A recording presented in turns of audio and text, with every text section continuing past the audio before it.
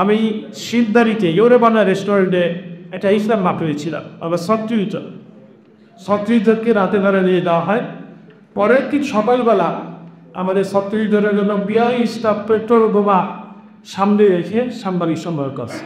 সাংবাদিক সম্মেলন শেষে আমাদেরকে টিভি অফিসে ভিতরে নিয়ে যাওয়া হয়। নিয়ে যাওয়ার পর পুলিশের যারা কনস্টেবল ছিল এই পেট্রোল বোমাগুলো খুলে খুলে একে একটা খাচ্ছিল। আমি জিজ্ঞেস করলাম যে এই লাল পেট্রোল বোমা আপনার খাচ্ছি কী হবে? বলে দেখুন আপনাদের আরও পক্ষে বোকার থেকে সেভেল কিনে নিয়ে আমাদের গিয়ে বসে তত্ত্ব হয়েছে গিয়ে এখন আমরা এটা খাচ্ছি।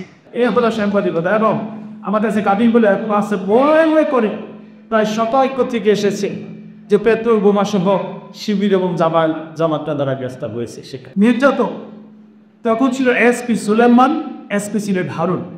এসপি সুলেমান আমাকে ডেকে নিয়ে দেয়, 2 মাস রিমান্ডে নেওয়া হয়। আমরা 37 জন সবাইকে রিমান্ডে নেওয়া হয়। প্রথমেই আমার সামনে দাঁড়িয়ে ভুগানো হয় 30 সন্তানের উপর মত ছিলেন। আমি নিজে দেখেছি আমার সামনে পিটিয়ে এই ভাই হত্যা করা হয়েছে। তার ছোট্ট একটা সন্তান ছিল, তো সে বাবা বলে রাখে আল্লাহ দেখা করার জন্য চাই। এগুলো নির্যাতন ও নিঃসন্দেহে মাপের এসে সাংবাদিক তলতে নির্যাতন শুরু হয়ে যাক বলবো 24 ফেব্রুয়ারি 1975 সালে বাক্সা প্রতিষ্ঠান মধ্য দিয়ে বাংলাদেশের সকল সংবাদপত্র বন্ধ করার মধ্য দিয়ে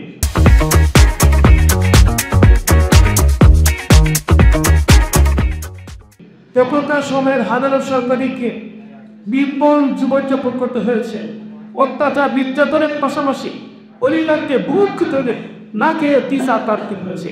সেই এলবি পন্থে তারই সন্তান বাংলাদেশের জন্য একটি কালো অধ্যায় রচনা করে 2008 সালে ক্ষমতা এসে সাংবাদিক জগতে নয় পৃথিবীর কাছে বাংলাদেশকে কলঙ্কিত করেছে টিভি বন্ধ করার মধ্য দিয়ে, ইসলামিক টিভি বন্ধ করার মধ্য দিয়ে, চ্যানেল 1 বন্ধ করার মধ্য দিয়ে, বাংলাদেশের সবচেয়ে জনপ্রিয় পত্রিকা আমার টাইম বন্ধ করার মধ্য দিয়ে। এরই ধারাবাহিকতায় গাজীপুরও বাদ যায়নি। গাজীপুরের সংসদদার ঈদের ভাই আমি দেখেছি কতটা রিপোর্ট ভানে তার উপরে নির্যাতন করা হয়েছে। কামাল ভাইকে সেখানে দাঁড়িয়ে দেওয়া হয়নি। অনেক নির্যাতিত সাংবাদিক ভাইরা আসে কথা বলেছেন। আমরা প্রায় গৃহীতে এসে 17 জন সাংবাদিক ভাই কথা শুনেছি। আমি বাংলাদেশ জামাত ইসলামী প্রতিনিধি হিসেবে বলছি আমরা আপনাদের পাশে আর মৃত্যু থাকবে সামনে। যারা মামলার শিকার হয়েছে প্রত্যেকে মামলার যেমন সত্যিকার সুষ্ঠু সবেলাই হয় সেদিন সমাধান ভাবে সেদিন আপনাদের সেই সব দেখাতে হবে ইনশাল্লাহ। শেষে আপনাদের আনতে সবাই সহযোগ থাকবে, আমাদের একটি অনুরূপ থাকবে। সম্মিলিত সাংবাদিক বন্ধুরা, নিউজ রিফ্লেক্টস দ্য দেশ যাত্রীকে রিপ্রেজেন্ট করে হলো এত সংবাদ।